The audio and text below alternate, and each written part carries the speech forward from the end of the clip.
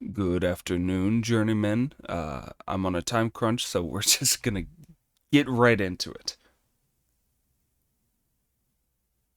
Chapter 79. Searching the cave to capture the fiend, they meet Longevity. The reigning monarch saves the little boys. The story tells how the royal aide dragged the imitation priest out of the government hostel and marched him, heavily surrounded by royal guardsmen, straight to the gates of the palace, where he said to the eunuch gate officer, "Please be so good as to report to His Majesty that we have brought the Tang priest." The eunuch officer hurried into the palace to pass this on to the deluded king, who ordered that they be brought in. All the officials knelt at the foot of the steps to the throne hall, leaving the imitation Tang priest standing alone in the middle of them. "King of Bixuland," he shouted, "what have you summoned me here to say to me?" "We are sick with a chronic illness that has dragged on for many a day without any improvement," the king replied. "Now the elder of the nation has to our good fortune presented us with a prescription that has been made up. All that is needed now is an adjuvant. The reason we have sent for you, reverend sir, is to ask you for the adjuvant. If we recover, we will build a temple to you in which offerings will be made in all 4 seasons, and incense will be burnt to you in perpetuity by our country." "I am a man of religion," the imitation Tang priest replied, "and have brought nothing with me. I do not know what adjuvant the elder of the nation has told your majesty you need." "Your heart, reverend sir," the deluded monarch replied. "I will be frank with your majesty," the imitation Tang priest said. "I have a number of hearts. I don't know which you want." "Monk," pronounced the elder of the nation, who was standing beside the king. "I want your black heart." "Very well, then," the imitation Tang priest replied. "Produce your knife at once and open up my chest. If there is a black heart there, I shall offer it to you obediently." The deluded monarch thanked him delightedly and ordered an official in attendance to bring a small knife with a blade shaped like a cow's ear that was handed to the imitation Tang priest. Taking the knife, the imitation Tang priest undid his clothes, thrust out his chest, and pressed his left hand against his abdomen and cut the skin of his stomach open with the knife in his right hand. There was a whoosh, and rolled out a whole pile of hearts. The civilian officials all turned pale with fright. The military officers were numbed. When the elder of the nation saw this from inside the throne hall, he said, "This monk is a suspicious-minded character. He has too many hearts." The imitation Tang priest then held up the hearts one by one, each dripping with blood for all to see.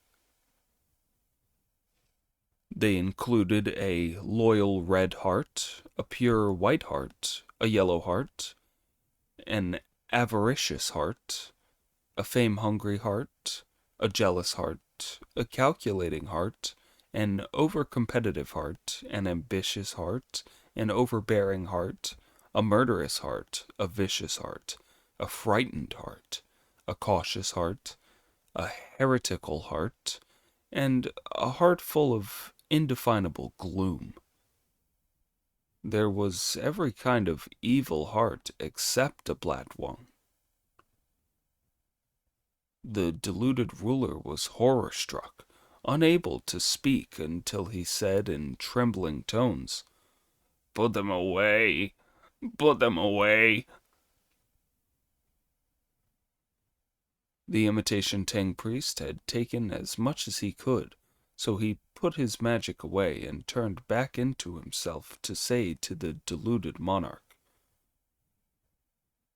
"Your Majesty, you're not at all perceptive. We monks all have good hearts. It's only this elder of the nation of yours who has a black heart." His would make a good adjuvant for the medicine. If you don't believe me, I'll take his out to show you.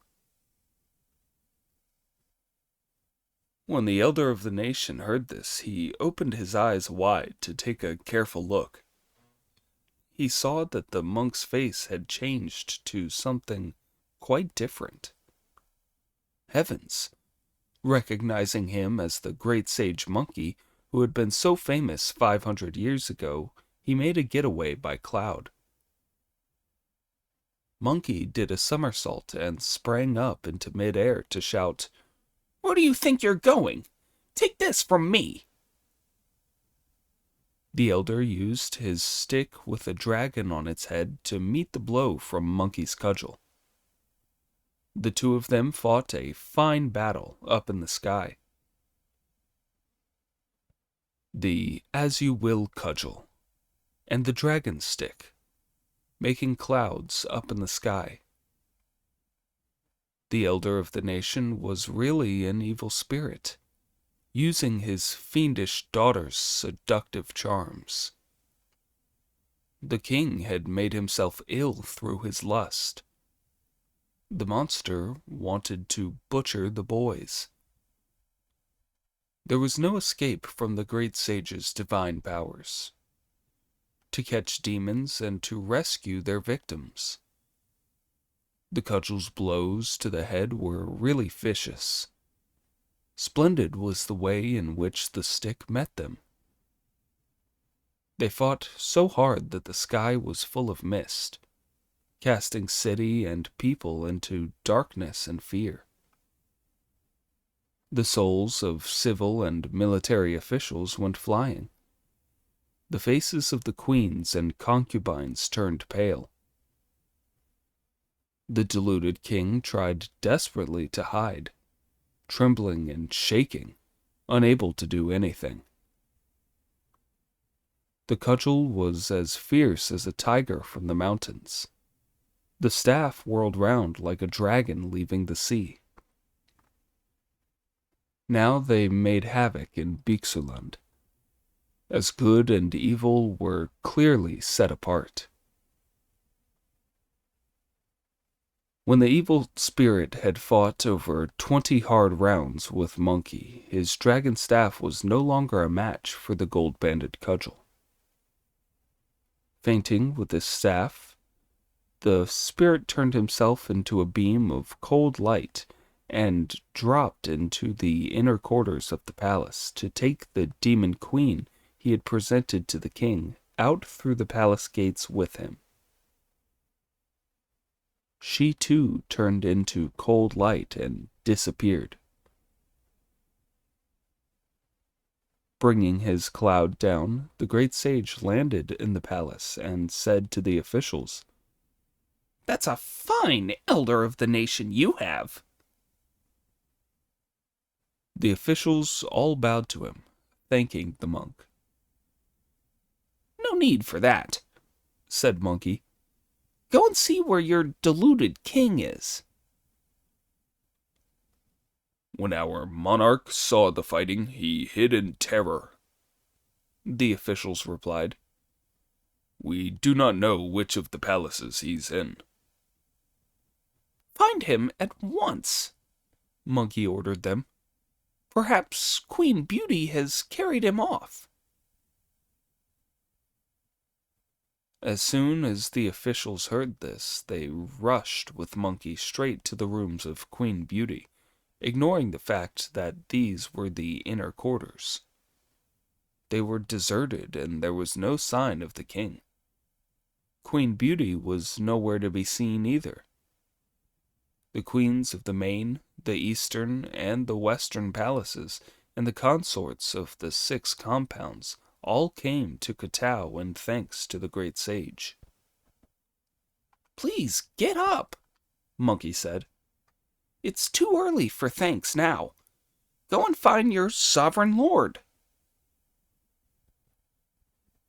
A little later, 4 or 5 eunuchs appeared from behind the Hall of Caution, supporting the deluded king. All the ministers prostrated themselves on the ground and called out in union, "Sovereign Lord, Sovereign Lord, we are grateful that this holy monk came here to uncover the impostor. The elder of the nation was an evil spirit, and Queen Beauty has vanished too." When the king heard this, he invited Monkey to come out from the inner quarters of the palace to the throne hall, where he kowtowed in thanks to Monkey. "Venerable sir," he said, "when you came to court this morning you were so handsome. Why have you made yourself look different now?" "I can tell you for a fact, your majesty," replied Monkey with a grin, "that the one who came this morning was my master, Sanzang, the younger brother of the Tang Emperor. I'm his disciple, Sun Wukong. There are 2 more of us disciples, Zhu Wuneng, or Pig, and Sha Wujing, or Friar Sand, who are both now in the government hostel. I turned myself into my master's double and came here to defeat the monster because I knew that you had been deluded by his evil suggestions and were going to take my master's heart to use an adjuvant for your elixir." When the king heard this, he ordered his ministers and attendants to go straight to the hostel to fetch Monkey's master and fellow disciples. The news that Brother Monkey had turned back into himself and had fought the evil spirit in mid-air gave Sanzang such a fright that his soul scattered. It was lucky that Pig and Friar Sand were able to hold him up. His face was still plastered with stinking mud, and he was feeling thoroughly depressed and miserable when he heard someone call, "Master of the law, we are ministers and attendants sent by the king of Bixelund to invite you to court to receive his majesty's thanks." "Don't be afraid, master," said Pig. "Don't be afraid. This time he's not sending for you to take your heart out. I'm sure that elder brother has succeeded, and they're inviting you here to thank you." "Even if they have come to invite me there because he has succeeded, I could not face anyone with this stinking mask on," Sanzang replied. "We've got no option," said Pig. "We'll just have to go see my elder brother. He's bound to have a solution." The venerable elder really did have no choice but to go to the main hall of the hostel with Pig and Friar Sand carrying the luggage and leading the horse. When the ministers saw him, they were all terrified. "My lord," they said, "they both have heads like monsters." "Please, don't take offense at our ugliness," Friar Sand replied. "Both of us have the bodies that were left after an earlier life. If my master could see my elder brother, he'd become handsome straight away." When the 3 of them reached the palace, they went straight to the throne hall without waiting to be summoned. As soon as Monkey saw them, he turned round and came down from the hall to meet them. Pulling the mud mask off his master's face, he blew on him with magic breath, called "Change!" and turned the Tang priest back into himself. Sanzang was now in better spirits. The king came down from the throne hall to greet him as Master of the Law and Ancient Buddha.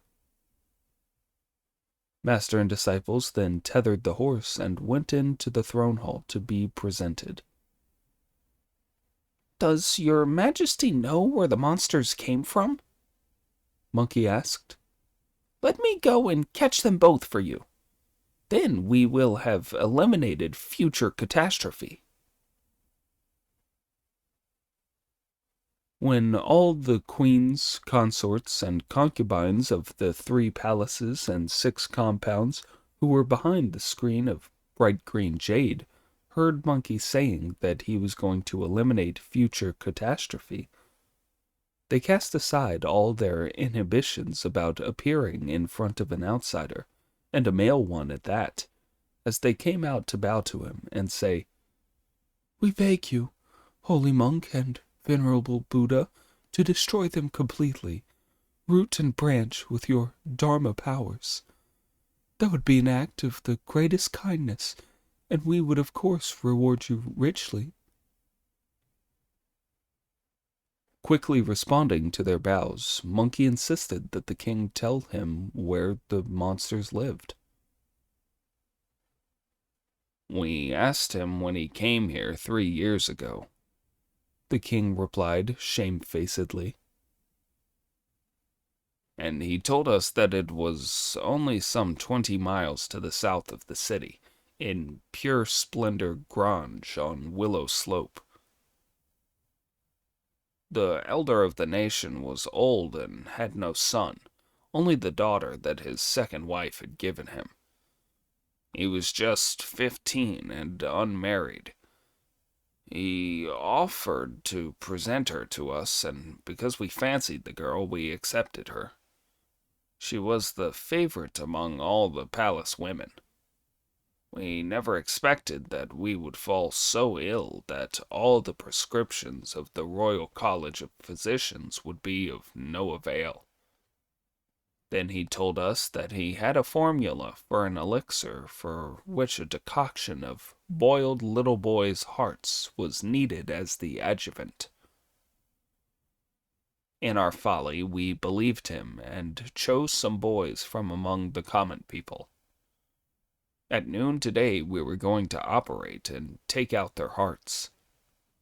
We never expected that you would come down to us, holy monk, and that at that very moment all the boys would disappear in their coops.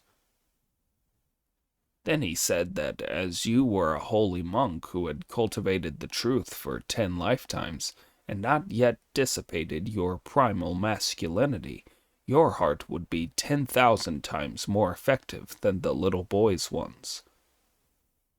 In our temporary delusion, we did not realize that you would see through the evil monster, holy monk.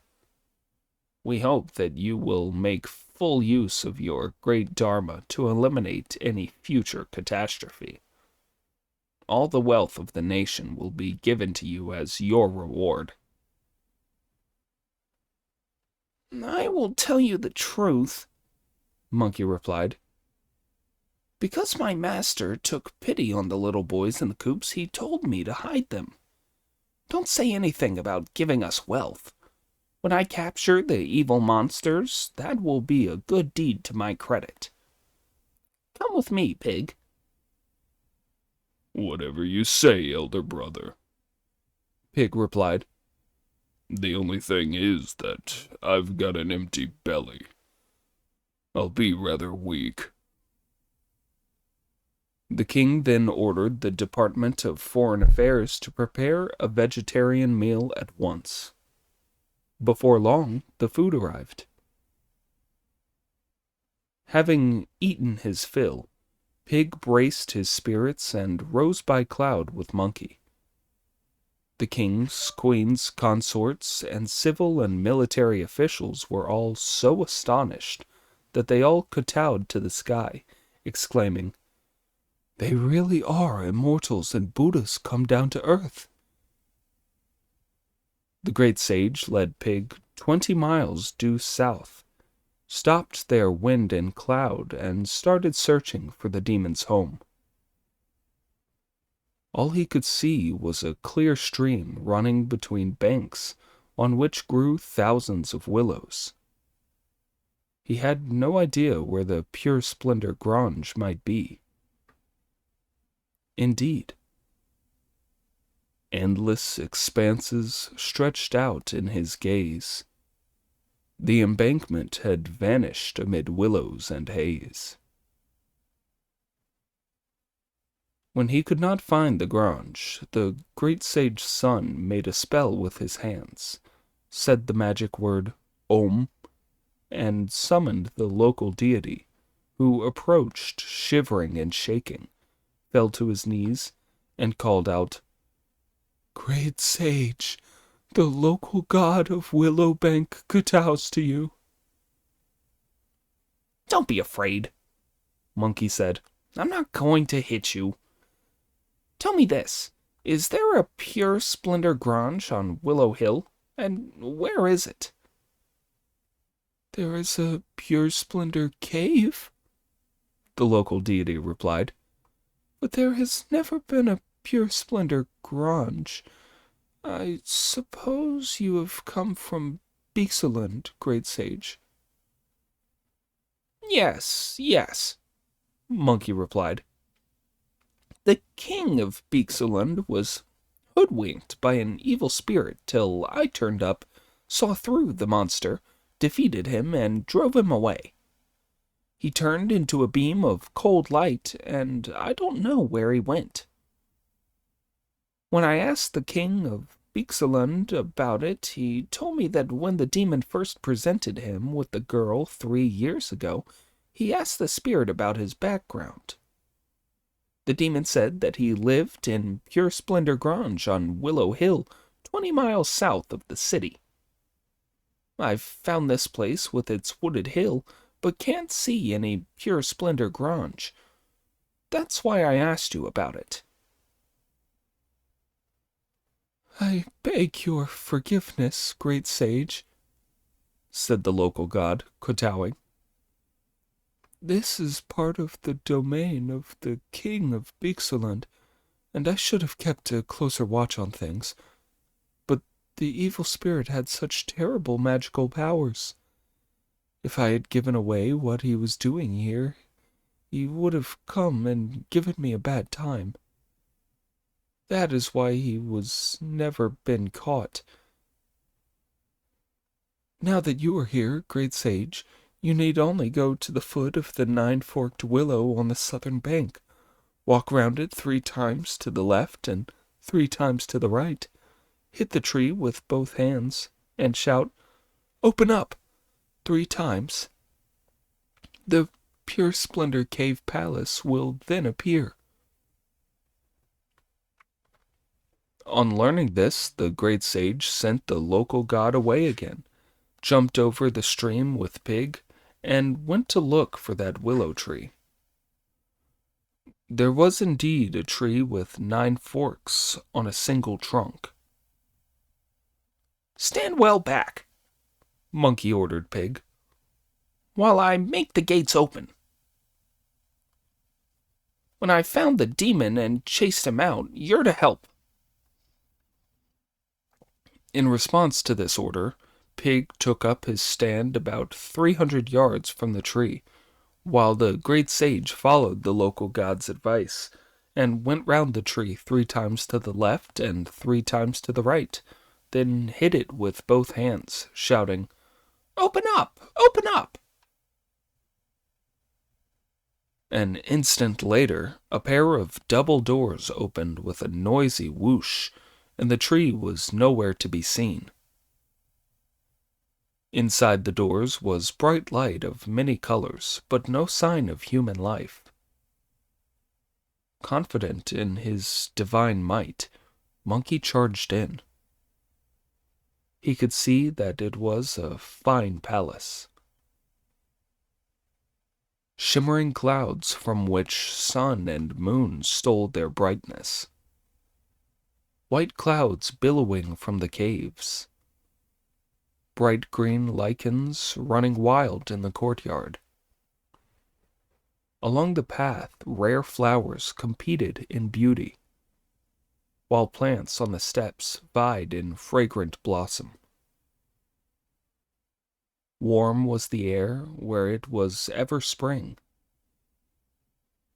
This was just like a fairyland, or Penglai, the paradise of immortals. Creepers grew all over the benches. Vines ran wild across the bridge. Bees flew into the cave carrying flowers. Butterflies flirted with orchids as they passed the screen of stone. Hurrying forward for a closer look, Monkey saw that on the stone screen was carved, "Immortal Palace of Pure Splendor." Unable to restrain himself, he jumped over the stone screen to see the old monster embracing a beautiful woman and telling her breathlessly what had happened in Beekseland. "That was our chance," they said together. 3 years' efforts should have paid off today, but that ape's ruined everything. Monkey charged up to them, brandishing his cudgel and shouting, "I'll get you, you fools! What do you mean that was your chance? Take that!" Pushing the woman aside, the old monster swung his dragon-headed stick to block the cudgel. It was a fine battle that the two of them fought in front of the cave, and quite unlike the previous one. The upraised cudgel spat out golden light. Vicious vapors came from the swinging staff. The monster said, "How dare you, in your ignorance, come to my home?" Monkey replied, "I intend to subdue evil monsters." Said the monster, "My love for the king was no business of yours, so why did you come to bully and interfere?" Answered Monkey, "A compassionate monk should bring misrule to an end. We could not endure the slaughter of children." As they flung words at each other, hostility grew. Staff parried cudgel as blows struck at the heart. Precious flowers were destroyed as they fought for their lives. Green moss became slippery when trampled underfoot. Pale grew the light in the cave as they struggled. Crushed were the fragrant blooms on the crags. At the clash of their weapons, the birds dared not fly. Their shouts sent the beauties all running in terror. Only the monster and monkey were left, to stir up a hurricane that roared over the earth. Slowly their battle took them out of the cave, where Wu Ning gave play to his mindless wrath. The sound of the commotion they were making inside so excited Pig where he was waiting outside that his heart itched. He could get no relief from scratching, so he raised his rake, smashed the 9-forked willow to the ground, then hit it several times so hard that blood gushed straight out with a barely audible sound. "This tree's become a spirit," he said. "This tree's a spirit." Pig had just raised his rake for another blow when he saw Monkey drawing the monster after him. Without another word, the idiot rushed forward, raised his rake, and struck. The old monster was already finding Monkey too much to cope with, so that Pig's rake made him more desperate than ever. Abandoning the fight, he shook himself, turned back into a beam of gold light, and headed east again. The two of them would not let the demon go, but headed eastwards in pursuit. Above the shouts of battle, they heard the calls of the phoenix and the crane, and looked up to see that it was the star of longevity from the southern pole of the heavens. Placing a cover over the cold light, the old man called out, "Don't be in such a hurry, great sage. Stop chasing him now, Marshal Tianpeng. This old Taoist offers his greetings." Monkey returned his courtesy and asked, "Where have you come from, Longevity, my brother?" "You've capped the cold light, so you must have caught the monster, old fat chops," said Pig with a grin. Here he is, said the Star of Longevity, smiling back. "I trust you two gentlemen will spare his life." "The old devil's nothing to do with you, brother," said Monkey. "So why have you come to plead for him?" "He's a messenger of mine," replied the Star with a smile. "I carelessly let him escape to become a monster here." "Since he's yours, make him turn back into what he really looks like for us to see," said Monkey. The Star of Longevity then let the cold light out and shouted, "Evil beast, turn back into yourself at once if you want to be spared the death penalty." The demon turned himself round and revealed that he was really a white deer. Picking the staff up, the Star of Longevity said, "You've even stolen my staff, evil beast." The deer lay down in submission, unable to speak, but only kowtowing and weeping. Look at him. Brindled like a tablet of jade, and carrying a pair of 7-branched antlers.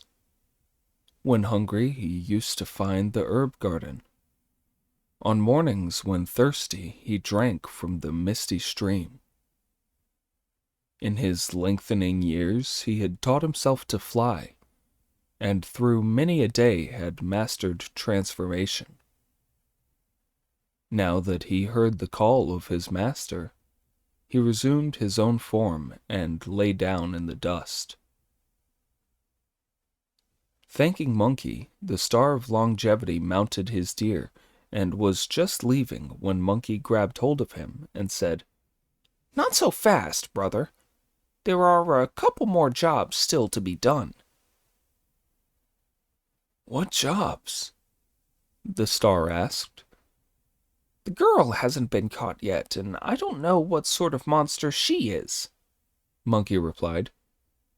"We've also got to go back to Beexland together to see the deluded ruler and show him what they really are." "In that case, I'll be patient," the Star replied. "You and Marshal Tianpeng can go down into the cave to capture the girl and take her back to show the king what she really is." "Just wait a little while," said Monkey. "We'll soon be back." Pig then summoned up his spirits and went straight into the immortal palace of pure splendor with Monkey. "Catch the evil spirit," he shouted. "Catch the evil spirit." Hearing this great roar, the beauty, who was trembling with fear and unable to escape, rushed behind the stone screen, but there was no rear exit. "Where do you think you're going?" Pig shouted. I'll get you, you man-trap, you whore spirit. Try my rake. As the beauty was unarmed, she could not fight back, so she dodged the blow and turned herself into a beam of cold light and fled, only to be stopped by the great sage, who, with 2 thumping blows of his cudgel, knocked her off her feet and laid her low in the dust. She turned back into her real form as a white-faced vixen. Unable to restrain himself, the idiot lifted his rake and struck a blow on her head. The great beauty of so many smiles was now a hairy fox. "Don't smash her to pulp," Monkey said. "Keep her in that shape to show her to the deluded king." The idiot grabbed her by the tail, not minding the filth, and dragged her out through the cave entrance with Monkey. Here he saw the Star of Longevity stroking the deer's head and giving him a dressing down. "Evil beast," he was saying, "why did you run away from me and come here to turn yourself into a spirit? If I hadn't turned up, the great sage Sun would certainly have killed you." "What's that you're saying, brother?" asked Monkey, springing out of the cave. "I was telling the deer off," the star explained. "Telling the deer off." Throwing the body of the dead fox in front of the deer, Pig said, Your daughter, I suppose. The deer nodded, then stretched his head out to sniff the body, and whimpered as if with grief at its bereavement, until the Star of Longevity cuffed its head and said, "Evil beast, you're lucky to have got away with your life. What are you sniffing her for?" He then took off the belt he wore round his gown, fastened it round the deer's neck, and let it off with the words, "Great sage, let's go to Beaksland." "Wait a moment," said Monkey. "I feel like cleaning the whole place up so that no other evil creatures can ever live here again." When Pig heard this, he raised his rake and started to smash the willow down wildly. Monkey then said the magic word, Om, and summoned the local deity once more. "Gather some dried firewood," Monkey ordered him, "and start a roaring fire that will rid this place of yours of evil. Then you won't be bullied anymore." The local deity then turned around with a roaring negative wind, led his spirit soldiers to gather all sorts of withered vegetation that had dried out since the previous year. Frostbitten grass, autumn grass, knotweed grass, mountain grass, dragonbone grass, rushes, and seeds. Once set alight, they would burn like oil or grease. "There's no need to go knocking trees over, Pig," said Monkey. "Fill the mouth of the cave with all this and set it alight. That'll burn the place clean out." And indeed, once they were lit, they turned the evil demon's pure splendor home into a fiery furnace. Only then did Monkey dismiss the local god and go with the Star of Longevity as they dragged the fox to the steps of the throne hall, where he said to the king, "Here's your Queen Beauty. Do you want to fool around with her now?" This caused the king a terrible shock. At the sight of the great sage Monkey bringing the Star of Longevity with the white deer before the throne hall, monarch, ministers, consorts, and queens all dropped to the ground to kowtow. Monkey went up to the king and held him up. Don't kowtow to me, he said with a smile. This deer is the elder of the nation. It's him you should be kowtowing to. The king was now so overcome with shame that he could only say, "Thank you, holy monk, for saving the boys in my kingdom. It was truly an act of heavenly kindness." He then ordered the Department of Foreign Relations to prepare a vegetarian feast, had the eastern hall of the palace opened up, and invited the Star, the Ancient of the Southern Pole, to take part in a Thanksgiving feast with the Tang priest and his 3 disciples. Sanzong bowed in greeting to the Star of Longevity, as did Friar Sand. "If the white deer is one of your creatures, Star of Longevity," they both asked, "how did he get here to become such a nuisance?" "Some time ago, Lord of the Eastern Splendor came to my mountain," the Star of Longevity replied with a smile, "and I persuaded him to sit down for some chess. The wicked creature escaped before our first game was over. It was only when I couldn't find him after my visitor had gone that I worked out by calculating on my fingers that he must have come here. I had just reached here in my search for him when I met the great sage Sun using his mighty powers. If I had been any later, this beast would be dead." Before he could finish his remarks, it was announced that the banquet was ready.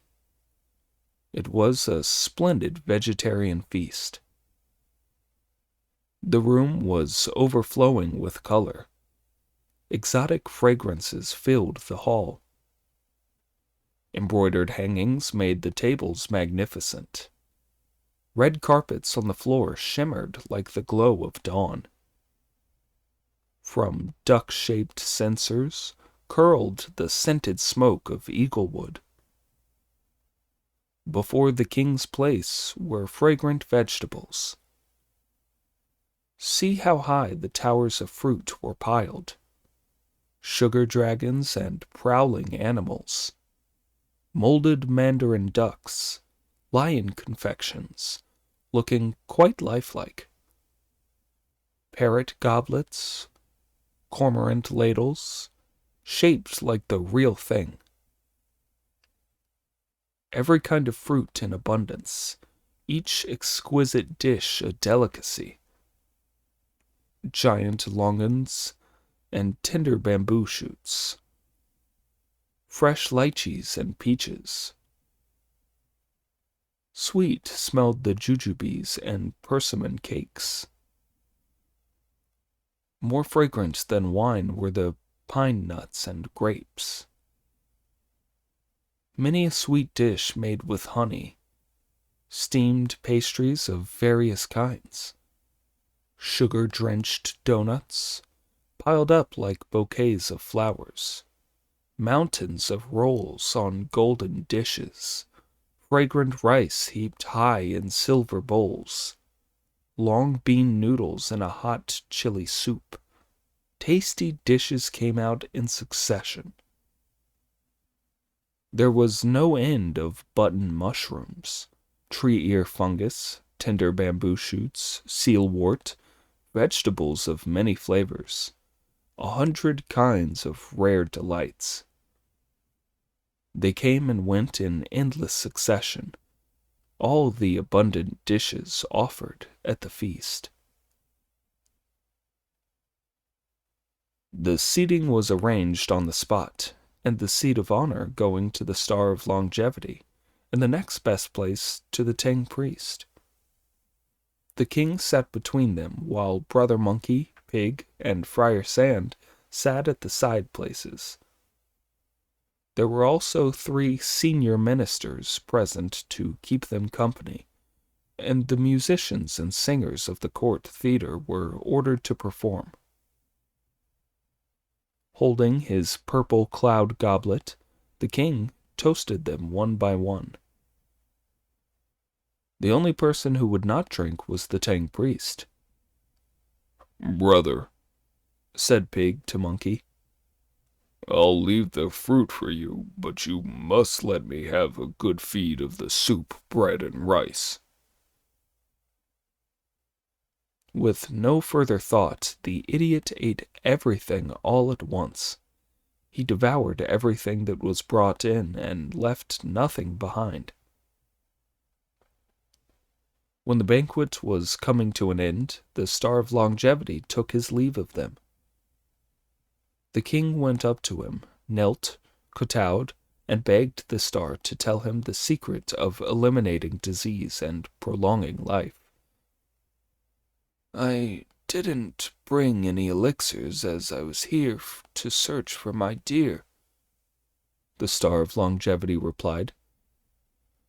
"I would like to teach you the techniques of self-cultivation, but you are so weak in body and ruined in spirit that you would not be able to convert the elixir.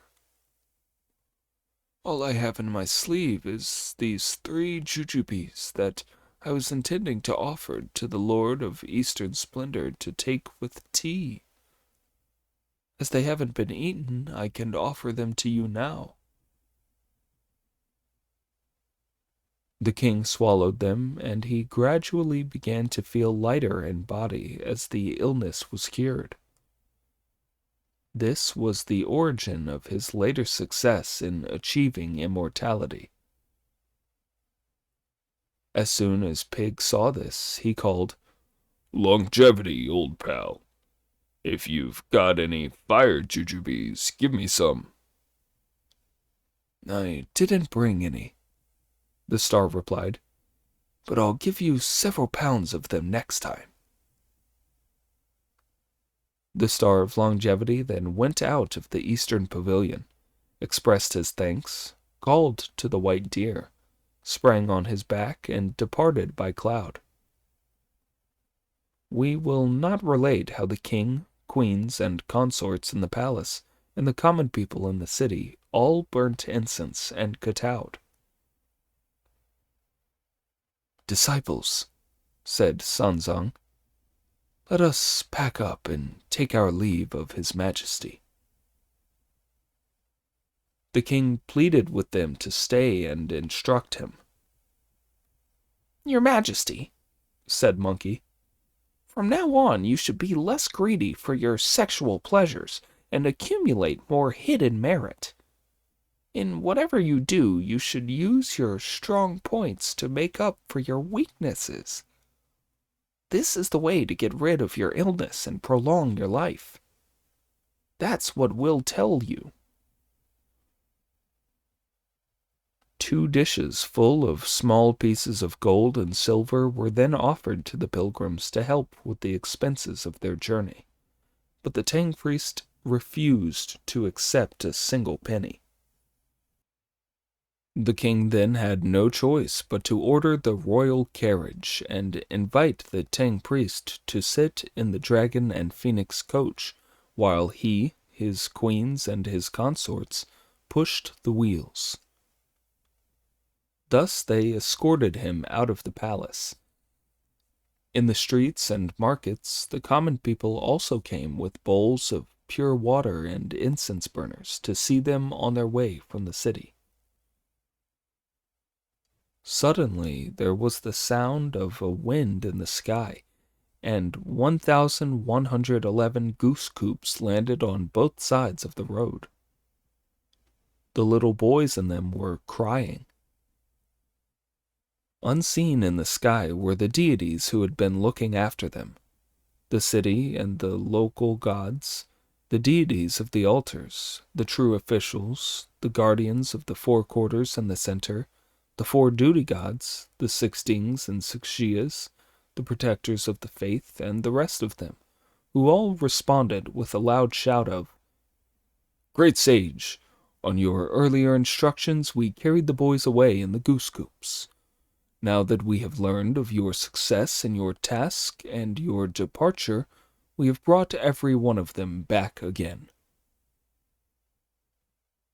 The king, his queens and consorts, and all his ministers and subjects fell to their knees to kowtow. "Thank you for your efforts, gentlemen," Monkey shouted to the sky. "Please, all return to your shrines now. I'll get the people to make Thanksgiving offerings to you." With a soughing noise, the magic wind then arose and departed. Monkey then told the people of the city to come and collect their children. The news was spread at once, and the people all came to claim the boys in the baskets. They were very happy indeed. Holding the boys in their arms, they called them dear ones and darlings. Dancing and laughing, they told their children to take hold of the lords from Tang and bring them home so that they could express their thanks for the boys' rescue. Nobody, young or old, male or female, was frightened by the disciples' ugly faces as they all carried Pig, Friar Sand, Monkey, and the Tang priest back to the city in the middle of a crowd that also brought their luggage and led the horse. The king could not stop them. Family after family laid on a banquet or a feast, and those who could not offer hospitality made monkish hats, shoes, tunics, cotton socks, and other inner and outer garments in different sizes that they presented to the pilgrims. Only when they had been entertained in this way for nearly a month were the travelers able to leave the city. Portraits of them were painted and tablets bearing their names set up. To these the people could kowtow, burn incense, and make offerings. Indeed, great was the gratitude for their enormous kindness in saving the lives of infants by the thousand. If you don't know what happened later, listen to the explanation in the next installment.